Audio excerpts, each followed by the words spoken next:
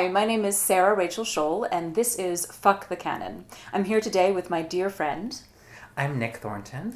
And we are talking about Here for It, a book of essays by R. Eric Thomas. So thank you so much for joining me today. Yeah. And for taking the time to read this book. I know that you're really busy with school. It was a pleasure and wonderful. And it interacted beautifully with the other things I've been thinking about. That's great. So yeah, I mean, it was exciting. I've been thinking a lot lately about like queer identity and like how we see ourselves and how our identities interact. And so this book was like a perfect companion to that. Cool. Can you talk more about how this piece is interacting with the other queer identity things that you're thinking about right now? Yeah, absolutely. I mean, I'm doing a lot of writing on my own, and actually I've stepped into memoir, which is a very new, like, sort of arena for me. Mm-hmm. And I've been thinking a lot about, like, the personal is political. Actually, just this week read that memo that she wrote that was sort of made into this moment. And the idea that, like, our personal stories have merit and they're important, and, like, the contents of them dictate the way that we move through the world. And they like highlight the ways in which our culture can oppress us or empower us. Yeah. And then like those merit further reflection. What I most identify with is there's a lot of moments in the book, and obviously, you know, we recognize that we are not people of color, and that's a very large part of this book. But for me as a queer person, there's a lot of exploration as he sort of moves through his coming out of what kind of queer person does he want to be. Mm-hmm. And I've been thinking a lot about that because it's sort of, I've been thinking a lot about this image of like, so you come out of the closet. This is this thing that we've, you know, made into a very specific like image of like someone standing outside of the door, mm-hmm. you know. Side note, originally coming out meant in the 20s, 30s, before that, coming out into the gay community. So it originally was like an insular cultural term, and it was taken and co-opted from society events where young women would come out, right? They're aping these women who are coming out into society, and it was coming out into gay society. And that's where that comes from. I had no idea. That's amazing. Since that has happened, which is all in Gay New York by a man who teaches at University of Chicago, and it's a great book. Great. It's amazing about like the pre-Stonewall, like the rich history of gay people in New York. But at a certain point, that was co-opted and turned, you know, in the 60s, 70s. Mm-hmm. And this image of, like, whether you, like, poke your head out or, like, you hop out of the closet, you kick down that door, mm-hmm. then you're there with this open door behind you. Yeah. Inside of it are all these costumes. And gay people love costumes. And so, like, you're going to try all of them on, you know, and that's a phase, right? And I'm sure, like, you've seen when folks come out, they, like, try on all these different identities. Am I, like, this, like, queenie, you know, campy person? Am I like the butch leather daddy? Like, what's all the things I could be? Some people don't move out of that arrested development phase into like a self-actualized. Sure. And like the process of this book is that sort of embodiment of this self-actualization, because what you realize is that those costumes, as fun as they are, and as much as like if that's authentic to you, run with it. They're created and maintained by a heterosexist society that wants to categorize you and diminish you and make you less nuanced. Yeah. You can't be two things at once. I think in the exact same way that, like, as a woman growing up, you're taught that you're the whore or the virgin, right? And those are then again, propagated by the patriarchal society, right? So, you know, I know that I, as someone who is in her mid-30s and I think feels like I know who I am, still feel like there are moments where I'm putting on a costume when I'm getting ready in the morning. Right. And like, how do I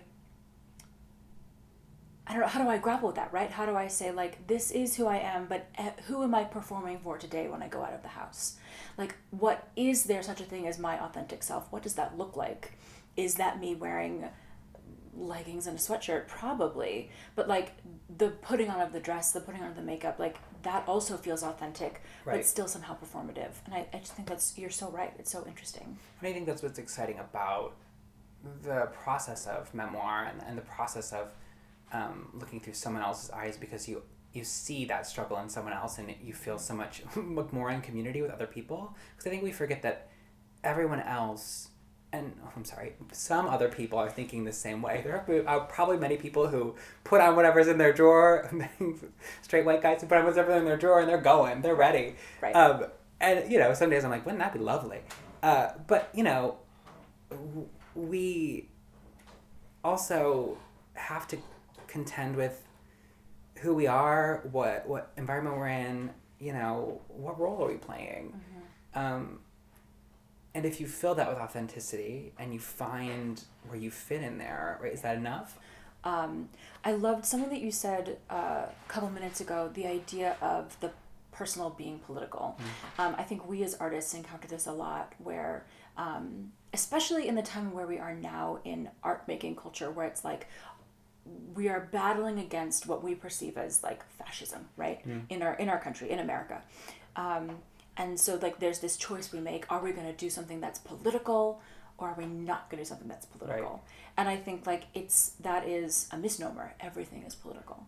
By us choosing to talk about joy that is political in a moment in which there are people who are trying to regulate our bodies and our lives. Well, we confuse the idea of political being, and the woman who originally wrote that memo, the personal is political, she mentions this. It's free on our website. I just read it.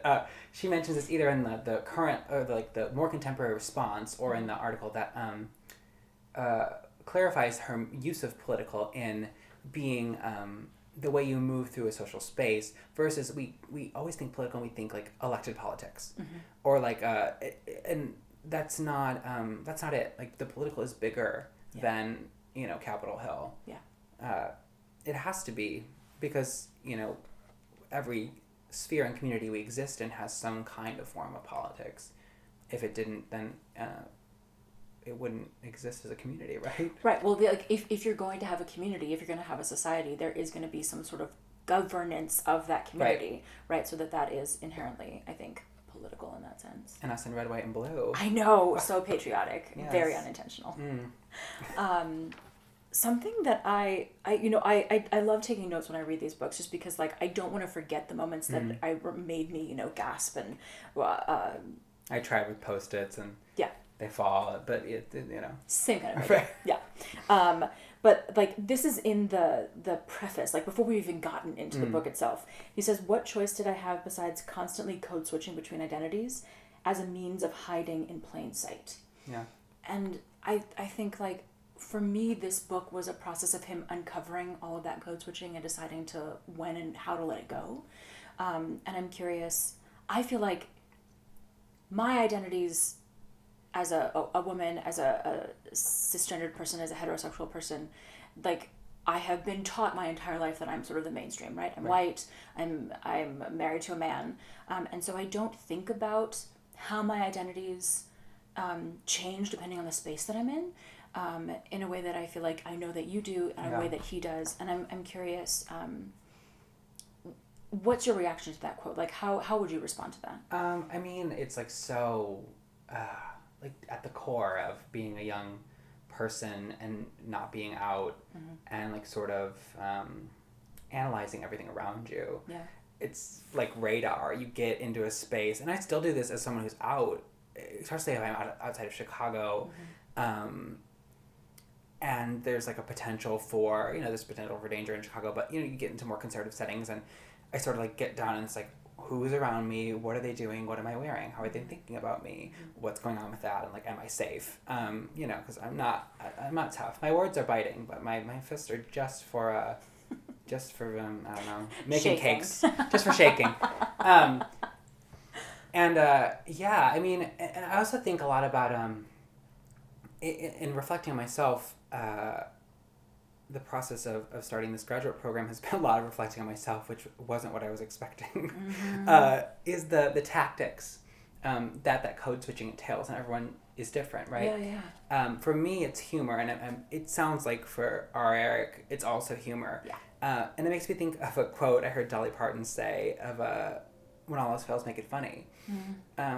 Part of the reason that I've developed a quick wit is I can diffuse the conversation and make you feel comfortable, and then we can move on. I can make a joke about myself. We laugh about it, I'm, not threatening, and then we can like move into a relationship. Yeah. And that's how I like made it through high school and make it through my life, is like identifying that space, and you have to be a couple steps ahead to get in there and be like, great, well, I know that you're uncomfortable about this, but like, here we are, like, whatever. And like that has worked, and it continues to work, but like you have to take stock and say like, is this work you're supposed to be doing?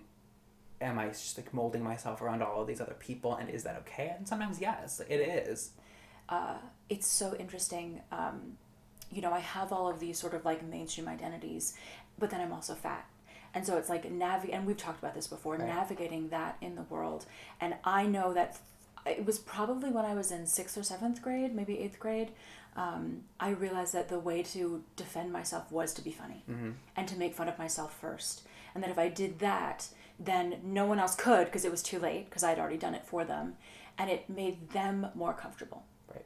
Yeah, it's about accommodating. And I mean, as other identities, one tactic is to comfort other people, mm-hmm. And like make space for them, mm-hmm. to find you palatable. Mm-hmm. And, I've been exploring lately, what if I didn't do this? What if I became more unpalatable and more difficult, right? And I'm interested in that. Yeah. I want to be difficult. Well, but it's also so much energetic work too, because it's intentional. Right. Because the patterns are so ingrained that like it is vulnerable, because you have to put yourself out into the world, and what you're going to get back is not going to be positive, or most likely will not be positive. It's like the energetic like sort of snowball rolling down the hill of that is like, whoa.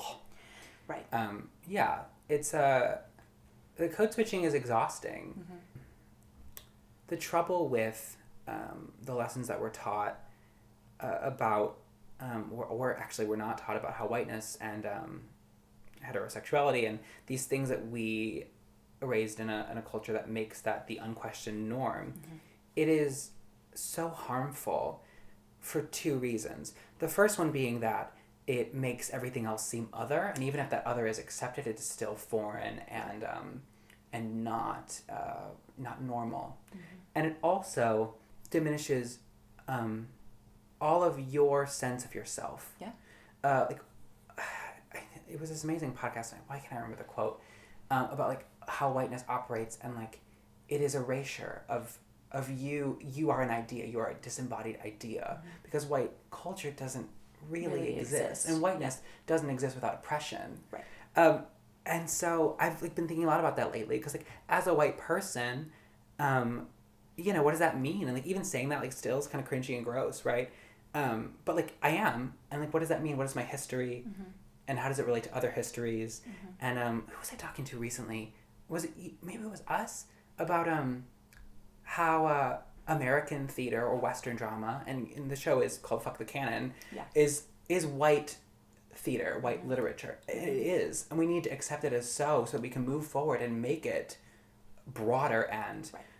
But like we have to acknowledge those things, and how do a group of people who have not been taught to acknowledge themselves acknowledge that? Right.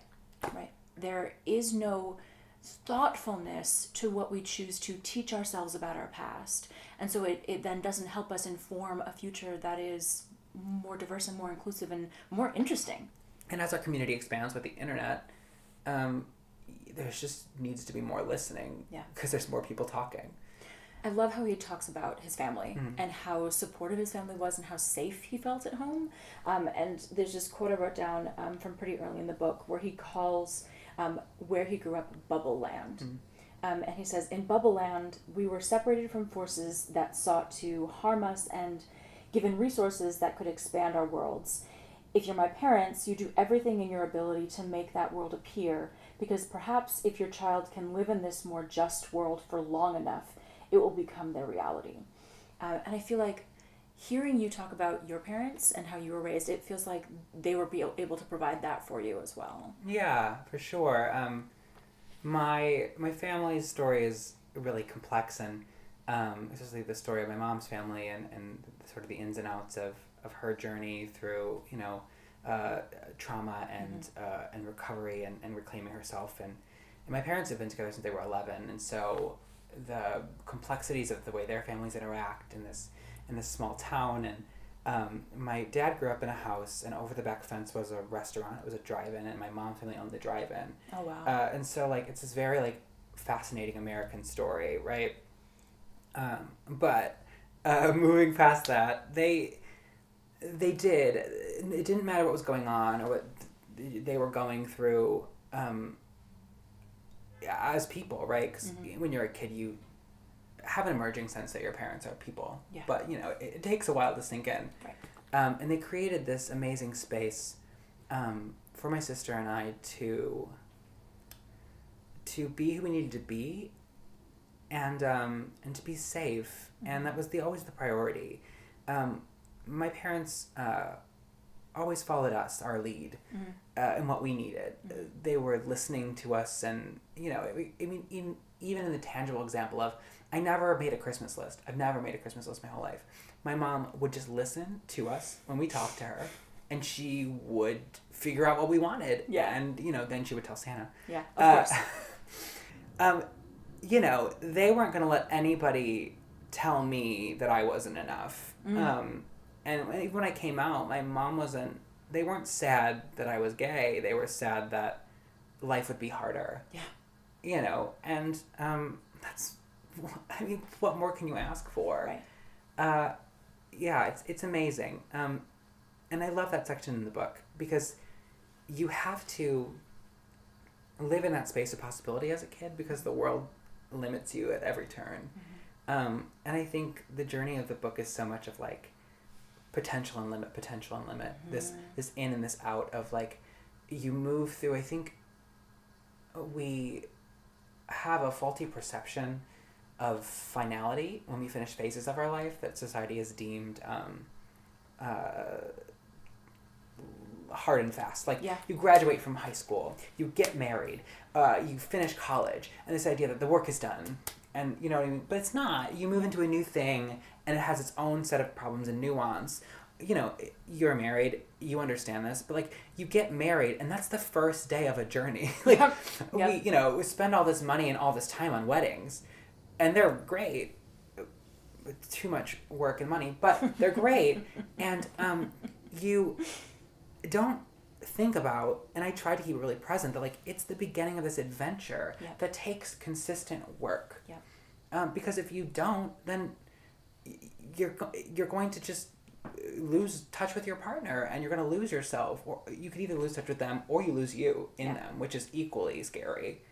I think it's so interesting. I remember there was a point, and this might have only been 5 or 6 years ago, where I turned to my mom one day and I was like, you don't know what you're doing, right? Like, you're still figuring life out, right? And she's like, oh, yeah. No. Because I had always thought that I would get to a certain point in adulthood and be like, cool, I'm an adult. I know how to do everything. I am so powerful. Let me have my cocktail. You know what I mean? And it was like, oh, no, that's... No. I'm going to just trip over myself just for the next, so much of the story of this book, too, where he wants this adult self to come back to him and be like, what's the secret? Yeah, oh, absolutely. And what's one of the best things my parents did, either intentionally or unintentionally, it doesn't matter now, is they have this beautiful vulnerability. They're so open, even sometimes when I'm like, okay, that's enough. You know, we talk, like, my family, my parents fully hate games. They don't like card games. They don't like board games. They just, like, want to sit and chat. Yeah. And when we go to, like, family functions and people are like, let's play cards, and I'm just like, let's not play cards. Let's just chat. And maybe I'm gonna get them in trouble now if someone watches this. And no, it's go fine. watch it. Who's like in my extended family, but they have this amazing vulnerability and, like, this sense, and maybe it comes from in high school. We lost my dad's 2 parents and my mom's mom in the span of about 3 years, and so I watched my parents are both the youngest. My mom of 10 and my dad of 6. Yeah, it's a lot of people, and that's why weddings are expensive and a lot of work in my family. And so I watched them go through that, and it was really hard, and it made everybody in the family grow up in different ways, right? Yeah. And that was a really defining experience for me, because to watch your parents lose their parent, it was like, I understood inherently that everyone is a human being with, like, a now and a then and hopefully a future, but, like, that all is with us right now. And I think if we all could just keep that more present for ourselves, even in just like discourse about politics and people who are different than us, like we would be so much better off to keep that nuance at the front. And I think that's one of the things my parents taught me and continue to teach me. You know, like they're in a new phase of being empty nesters, and they are adults with a relationship who go through things, and I'm lucky enough that they're two of my best friends, and we live in that space where we can talk about that. Like, I don't have any experience, I don't understand families with this authority dynamic. My parents, you know, obviously, like, I understood when like a rule was a rule, and you know, when things were going to get serious, you know, but also, my sister and I didn't misbehave often because we knew our parents trusted us, and it was like, you know, we didn't need to. It wasn't part of our experience and our objectives in that moment. Right. And I think I love that you brought up the idea of vulnerability. I think it's something that Eric brings to this book so intrinsically, and I'm excited to talk to him about it. Hello! So, friends, I'd like to introduce you to R. Eric Thomas, the writer of Here For It. Full disclosure, R. Eric and I know each other from Philadelphia. He is an amazing storyteller and writer and performer, and there's a great story that we can tell you someday about us carrying a mattress down 14 flights of stairs. So thank you so much for joining us. Hey, thank you. Thank you for having me. It's so good to see you. So good to see you. So I think my first question is, how do you feel knowing that Lin-Manuel Miranda calls you one of his favorite writers? It's amazing. It's like he's so generous, and it's, you know, everything I do work-wise is remote, so I never really see other people. I see the barista who doesn't want to be my friend, and like, you know, my neighbors who don't speak, and so every conversation I've had with people over the last couple of months has been like people coming up to me like that know me and saying like, did you know that Lin-Manuel Miranda like loves your writing? And I'm like, I was aware of that, but I will hear about it again. So it's really great. We sent him a copy of the book because he and I have DM'd a couple of times about my column and a couple other things, and we didn't expect, you know, he tweeted about it a couple months ago, and that was a surprise. And then he put it in an Entertainment Weekly in November, and that was also a surprise. And so I'm like, Lynn, you have to stop surprising me. Like, this is like, I have to like give my firstborn child to him, or something. So it was really, really nice. You know, he's also one of my favorite writers, but now I can't say that anymore because it sounds like I'm being like cheap. I'm like, oh yeah, I love him too. Whatever. You're like, Hamilton, what's that? Who? Exactly. But I'm obsessed with Hamilton, and my mother's obsessed with Hamilton. My mother was like, you know, the last time Lin-Manuel Miranda liked a book, you know what happened? And I'm like, okay, well, I feel like, number one, he likes a lot of books. Number two, he's not going to make a rap musical about my life. She's like, I don't know. I think, can Daveed Diggs play you? And I was like, Daveed Diggs is not cool enough. I'm not cool enough for Daveed Diggs to play me. He can play my brother, who's very cool. But maybe like, I don't know, I'd be lucky for like I'm not even going to shade anybody. I was like thinking of all these people, and I was like, why would you insult some random actor who doesn't need this from you? Have you considered in the Here For It Lin-Manuel Miranda musical for it to be a Muppet? That is so good. Everybody loves Muppets. That is so perfect. That's exactly what it is. Yes. I have to say though, like, I think we both agree that like you start off so strongly by using the monster at the end of this book. Like, we both read that book growing up, and I think my favorite part of it was you're like, it's a lighthearted tale about anxiety, because it totally is. Yeah. I loved that book. It's literally like within arm's reach right now. Like, I still love that book, and that whole section started. A friend of mine, Ariel Bruce, used to run this a series called, oh gosh, I'm forgetting the name, but it was at Kelly Writer's house, and she would have writers come in to talk about influential children's books. And I love children's books. I would make my mother borrow like 40 books at a time from the library, which was the limit. And so we knew what the limit was, and we would go up to the limit. And so I was like, well, which children's book is me? And I really liked Corduroy, who seemed very melancholy, like the bear who was like missing a button. I like all these sad. There's Leo the Late Bloomer.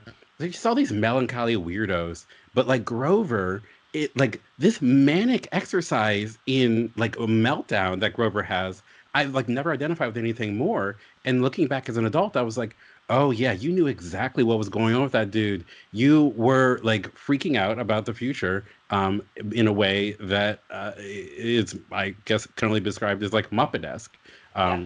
So yeah, I was glad to stumble upon that and like use that as a sort of like um, port key into like the rest of the book. Yeah. I'm curious, uh, did some of these essays come before you decided to write the memoir, or were these essays written all for the purpose of this book? I think about a third of them came before the book. There's one about playing softball, and there's let's see, that might be. I think that's the only one that came from like a one person show that I did. I did two one person shows in Philly, Okay. where I like I'm very bad. You know, I mean, you know how bad I am at memorizing lines. So it's even harder when it's like stories based on my own life and things that happened to me, and I'm like, huh. So next I'm supposed to say something about softball. What now? So so that was that. I adapted that from the show, and then there's one or two that I'd written. You know, I wrote the Grover a version of the Grover one for a different show, and then and then the one about a portion of the one about taking my first boyfriend to Thanksgiving dinner. Hmm. I had written as like a blog post. Gotcha. But the rest of it was like sort of original. Yeah. Yeah.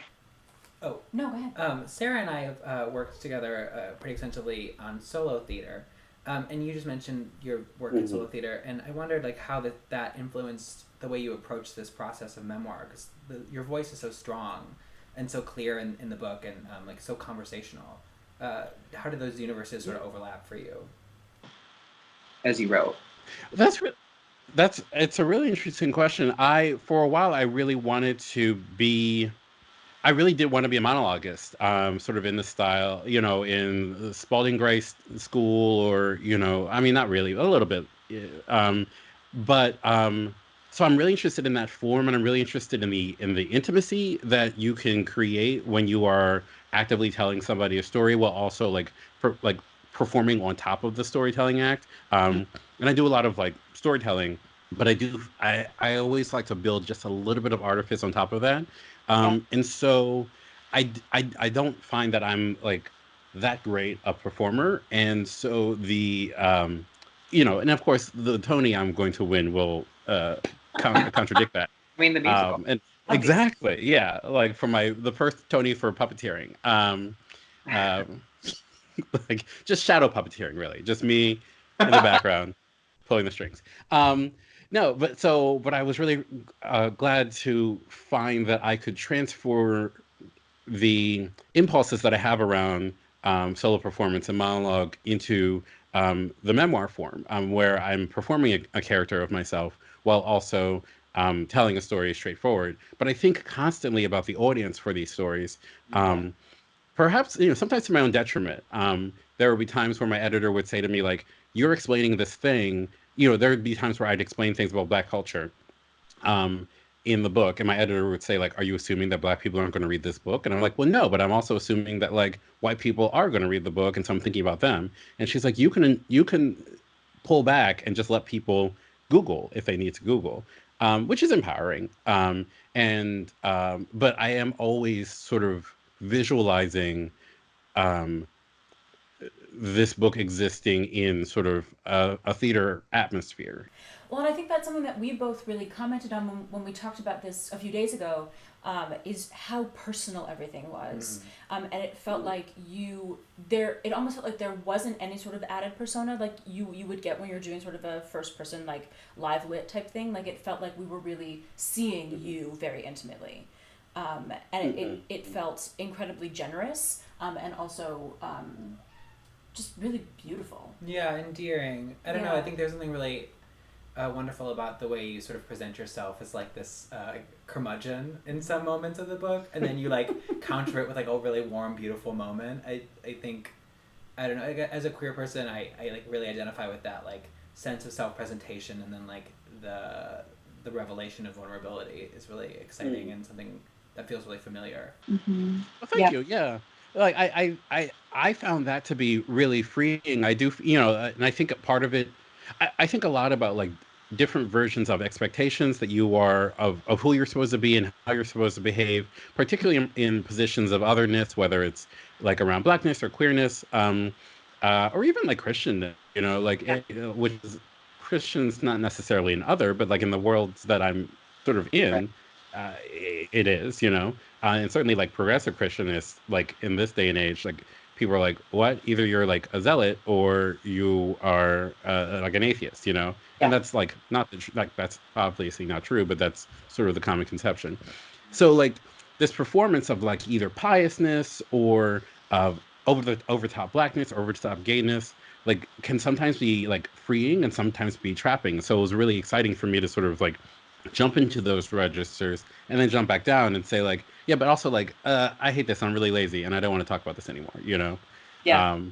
Which is like much more, I'm glad that you think it's appealing because in real life it's unbearable. People are like, you are too much. I hate you. I think I can say personally that I know that that's not true, but I mean, I've described myself like that probably already today, so Yeah. I think we get on just fine. I will say it's so funny talking about your Christianness. I also identify as a Christian, and I know for me like having that struggle of like either you're a zealot or you're an atheist, and like what does it mean to be in the middle and be like actually I'm just a person who believes this thing but also like wants equality for everyone and isn't a terrible human. But I remember one of the things I loved in the book was the section where you had discussion questions. Oh, yes. And I am someone, as a reader, who hates discussion questions. And so I remember getting to that point and being like, oh, interesting, why is he doing this? I hate this so much.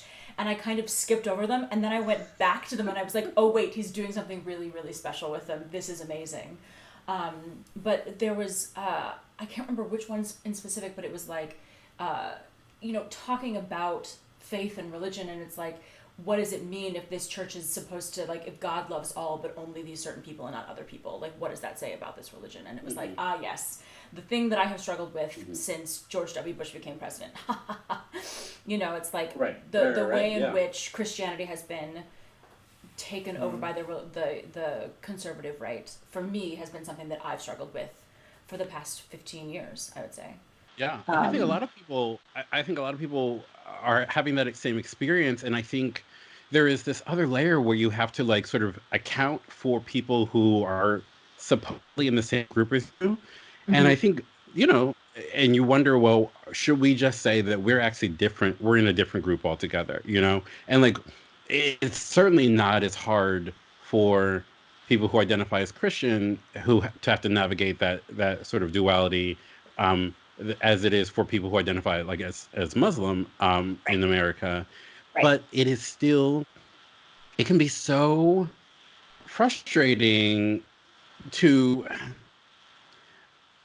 feel like I believe these things. I believe I have to give an account of like why these strangers to me are using this thing that we commonly believe as a cudgel and a weapon, and to have no explanation. Like, what can one really say? They're deranged. I don't know. I have no idea. Yeah. And I think for me, we both feel like we want to acknowledge like we're two very white people who read this book, so we don't have a full understanding of all of your identities. But I know that like the way that you shared them with us, like you don't identify as Christian, neither of us identify as Black. But we found ourselves in those stories, and the way you explained them was both generous and specific, so that like we could understand your journey and not feel separate, even though we have those separate identities. And I think it's a real powerful part of your narrative is that you're sharing yourself with us so openly that we can be a part of it, even if we might not agree or might have a different experience. Yeah, and I'm really excited by the way that the book has like a larger structural journey, like of your own becoming. Like we also are becoming as an audience as we go through it. Like even like especially things with like discussion questions, I feel like our journey is, and if maybe we all realize that before and I'm just new, but like the understanding of even further nuance than I might have imagined, right? Or like how we all exist even like in the age of the internet. Like I was really into that essay about like how you interact with the internet, and I'm always thinking, especially as artists, it's like we want to be in the internet so we can be accessible, but like how much is too much, and then like reconsidering, like because like when we all, you know, growing up, it was a different world of like expectations on the internet and like expectations of what like successful artistry looked like. Right. So yeah, I don't know, it's interesting like to be becoming with you. Yeah. I appreciate that. I mean, you're both so kind, and this is one of the first. I think this is the first conversation I've had with anybody like beyond outside of my like team, which is so weird to say my team. That's so exciting. My glam. My glam squad. Yeah, you know, my personal Fab Five. Like so, it's really exciting to sort of like talk about it. It's so weird to have this thing that. I don't know. So many times along in this process, I've thought to myself, like, am I fooling myself in thinking that any of this is relatable or interesting in any way? But the sort of that became really the sort of meta thesis of the book, is that like all I know is that like when you tell your own story with its own specificity and its own weirdness, it opens up this conduit between you and other people, and it allows them to have bigger experiences in life. And I was like, well, that's all I got. That's the whole message, my folks. So you know, it's really gratifying to hear that, like, by allowing myself to be like specifically me, it is doing the thing that I hoped, which is to like pulling us closer together. I also I love that, you know, you talked about it being a story of becoming, because when Michelle Obama's book was announced, Becoming, I was like, that's the title of my book. That's what I want to call it. And my publisher, and we have the same publisher, you know, and we've never met, obviously. So fancy. You're so fancy. Oh my God. Yeah. Well, the thing is, I say that a lot, but like Random House publishes, I think 60% of all the books in the world. So it's like, it's not. It is a thing, but it's not a thing. It's still fancy. I mean, we could say that she's our neighbor in Chicago, but she hasn't invited me over for brunch yet. So I think we should both write her a letter and just say like, hi, Yes. Michelle, you're kind of dropping the ball here for both of us. Dear Michelle. So I think I'm going to call the next book Becoming 2. And Electric Blue. Electric That's what I thought. So we were curious how you landed on the title Here for It. Can you talk about that a little bit? Yeah. So the original title was Why Bother, with no no punctuation. And my editor, my agent liked it. I think this was actually before it even got to the editor. I think this was when we were still working on the proposal. We worked on the proposal for 4 or 5 months. And I really liked this sort of like it being sort of both sides of like, you know, here's a reason to bother, you know, here's reason to like exist. And also like, who cares? Nothing matters. But my agent was like, you know, people are going to read this who don't know your voice and aren't going to realize that you have this like sardonic, dry humorous streak, and so you might want to like work on that. And I was like, well, I can't handle my terrible personality, so I don't know what to tell you. So we went through like 9 million different ideas. But my friend, and you may know Amber Hikes from Philadelphia. I don't know if you've. Yeah. Okay. So she's the first person that I heard say the phrase "here for it," and we used to. She was a judge on this queer variety show that I hosted years ago in Philadelphia, like you do, you know, one of those queer variety shows. And Obviously. so someone would do something amazing, and she'd be like, "I am here for it," and like it just stuck in my head, and I was like, "Oh yeah, that's where I'm trying to get to with this idea of like enthusiastically like claiming your space." Claiming like your like metaphysical space, and also saying like I co-sign all of this. I'm excited to be here. And so it's interesting that like a year later after choosing the title, the book cover came about, and it really does feel like this embodiment of this idea of like when I look at the cover, I'm like, I don't know whether the hand is throwing the confetti up or catching the confetti, but it's very much about like sort of like both like motion and also like stillness within like a sort of dynamic environment. And so that's what Here for It really felt like to me. Um, just sort of like, and even like the first words of the book are I talk about how I thought I was an immaculate conception, and so I'm like really trying to like I'm trying to place. I'm trying to do. I knew from the very beginning that people would understand this book to be about somebody who was super different, queer and black and gay, and or queer and black and gay and Christian and whatever. Um, and that all those things being true, I was also very interested in saying like, this is I have no choice but to be the center of my own story. And so it's really like it's a memoir of narcissism, for my own sort of like self-actualization. And so I'm like, yeah, look, I'm here in the middle of my own story. I'm here for me, and I'm here for not thinking of myself as other anymore, because that doesn't do me any good, Yeah, yeah, absolutely. And you take us on that journey so beautifully and clearly. And I think one of the things I remember first writing down after I finished it was how much I loved it, but because it was like there were all of those moments of wonderful acerbic wit that I know you so well for, and then right next to it would be these statements that would just devastate me in their beauty and sadness and truth.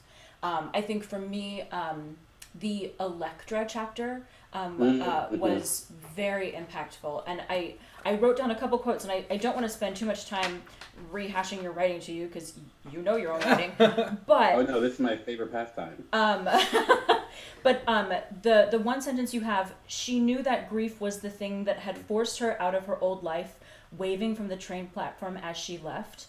I mean, as someone who experienced grief at a really young age myself, like I remember being that person and watching my old life just go away. And it was so intimately clear and heartfelt. Like that was the point when I really started to cry, I think, when I read this book. And I cried a bunch of times during it. What was it like for you having to navigate being so personal and having those like personal memories be part of this, and navigating taking care of those people and those memories while also sharing yourself as intimately as you did? That's a really good question. Well, I'm really fortunate in that my story, it doesn't have people.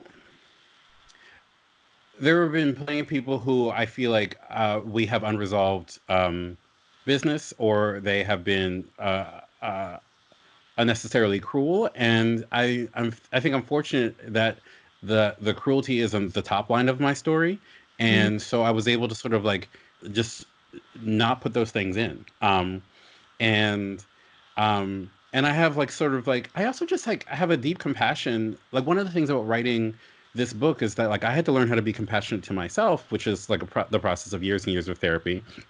And like listening, I host a storytelling show. I host them off 3 times a month. So I hear, 30 stories every month from people's lives. And that's been going on for 4 or 5 years. And so I'm just, as much as I have a lot of, deep grudges, but most of the time, like I have like just a lot of compassion for the idea that we're all trying. Yeah. And so I didn't want to create any new wounds. And I was really nervous actually about creating um, new wounds with this book. And I like there's some stories that like I probably won't tell until maybe my parents are gone, or Mm. um, stuff like that, and ask myself like what's the utility of this story. Um, but um, but yeah, I was really nervous that even the things that I wrote would be too much, for loved ones, and so I sent them all the book when it was still as a Word document, and I was like so nervous, and I was like sick with worry, and everyone was like very nice about it, which was really shocking. my mother asked me to change the name of the woman who gave her a business suit. She was like, Yes. "I don't want her to sue you," and I was like, "Why would she sue you? She's like she's a guardian angel in the story." My mother's like, "Don't just change her name. I don't want her suing you." And I was like, "Okay, this is great." But if that's the only thing, but yeah, I don't know. Like I think I knew that this was going to have to live in the world, and I knew that maybe people. I knew, people, author friends have said to me like, don't expect that your friends or your family are ever going to read your book or buy your book, and I'm like, great, that's fine.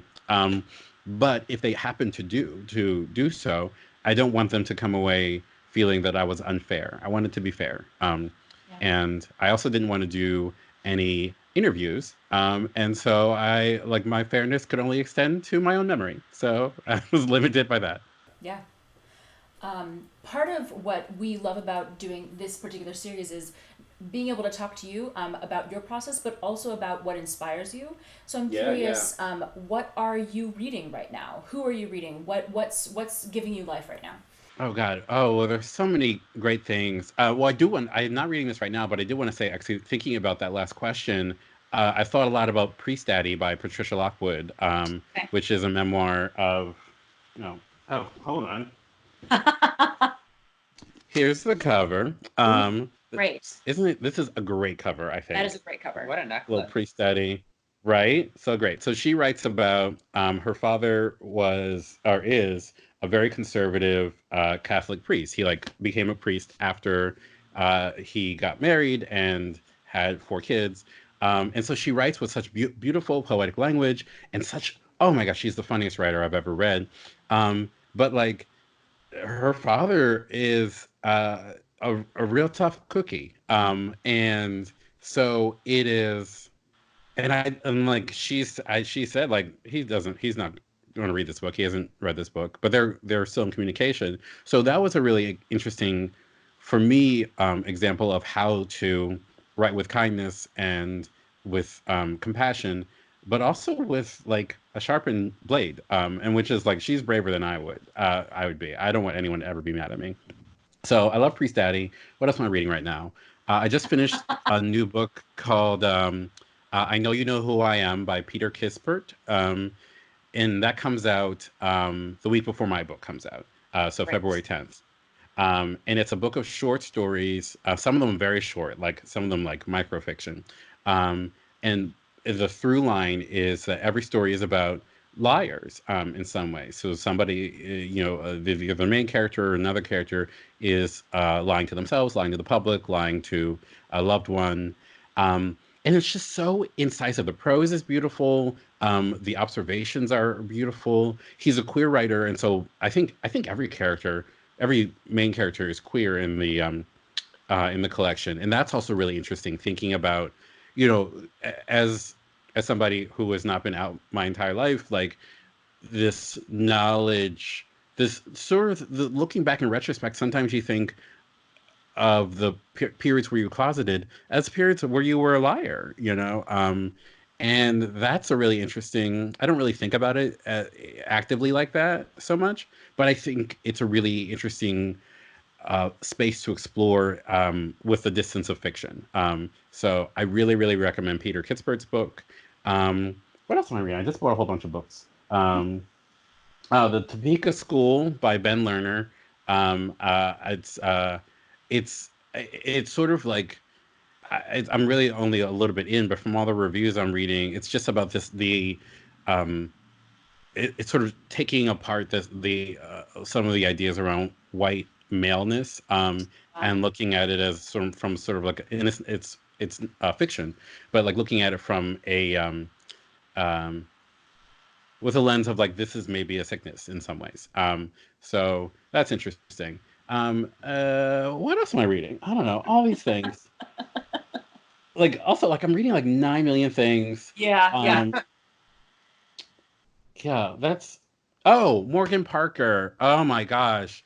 Morgan Parker is a poet who I'm obsessed with, and I try and read her like once a month.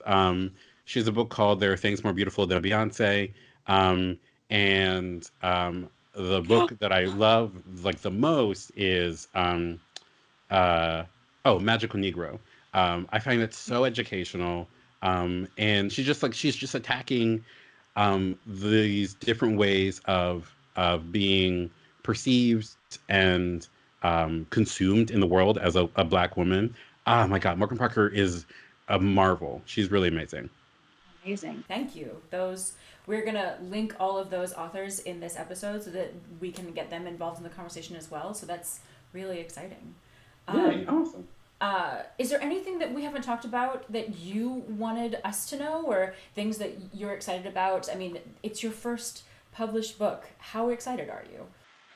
I'm very excited. I do. Oh, I'm ambivalent about it. You know, it's not a big deal. Yes. We. Well, it's so funny. Like, I'm so used to, I'm used to having like with theater having like tech runs and dress rehearsals and previews. And there is none of that, and so I feel very sort of like pushed out there. I feel very vulnerable. I mean, the team at Random House, my editor, my agent are very great and they're very kind. But you sort of don't know until you know, and like there's advanced readers, obviously, and there's like, you'll have an advanced copy of the book, and like a couple of people on Goodreads have reviewed it. But I'm like not supposed to like read the Goodreads reviews because like I'll just have a nervous breakdown. Yeah. So it's just a really weird thing, and I really like, and it's been years. I've never like, I'm working on this play right now about Confederate monuments, and it's a commission that I got 2 years ago, and I've rewritten it 8 times, and I'm like, 2 years on a play? Forget it. Like, throw this in the trash. I don't want to work on this play ever again. But meanwhile, this book has been like 3 years now, and I'm like, well, maybe one day it will be ready for the light. So it's just such a different process. It's such a different feeling of energy. When it's released, is there like a premiere? Do you walk down like a carpet throwing confetti? Like, what happens when a book is released? I guess I don't know. No, I don't either. No,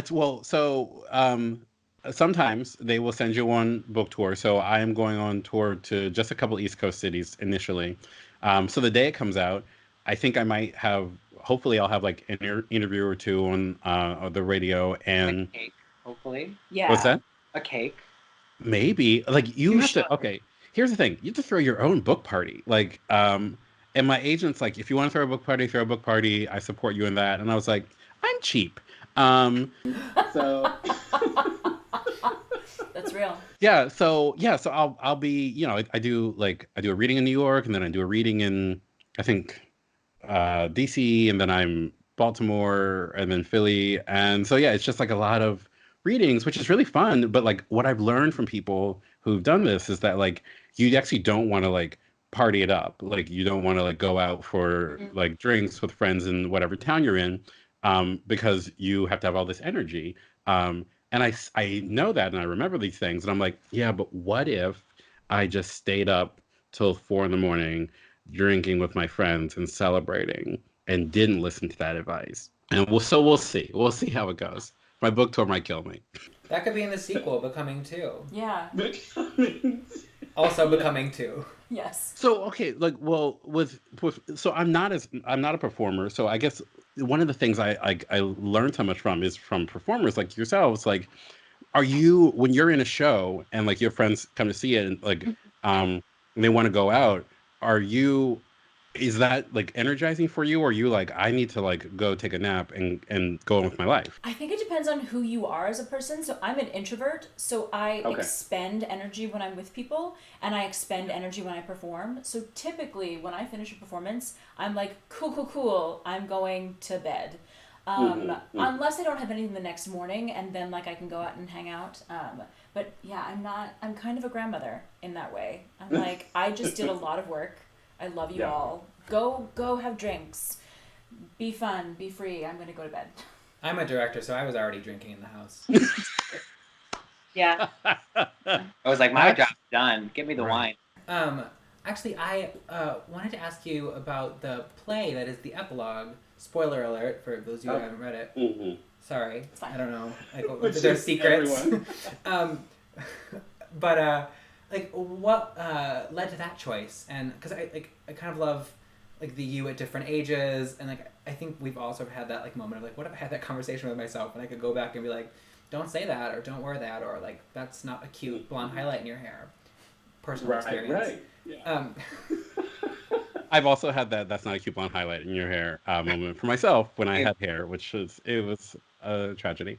Yeah, I don't know. I don't. It's so funny that you asked that because I don't even remember the initial impulse of it. I just knew, and also like I'm not very good at writing 10-minute plays, and so like at the end, like I just sort of like wrote, and I was like, not only have you abandoned the form of this book, but you wrote a 10-minute play that actually works as a 10-minute play, like within its own universe. Most of my 10-minute plays, I mean, it's unproducible, obviously, but no less know. producible than. You've thrown down I mean, the glove now, I think. We're going to have to try and produce it, I Right. think is the answer to well, that.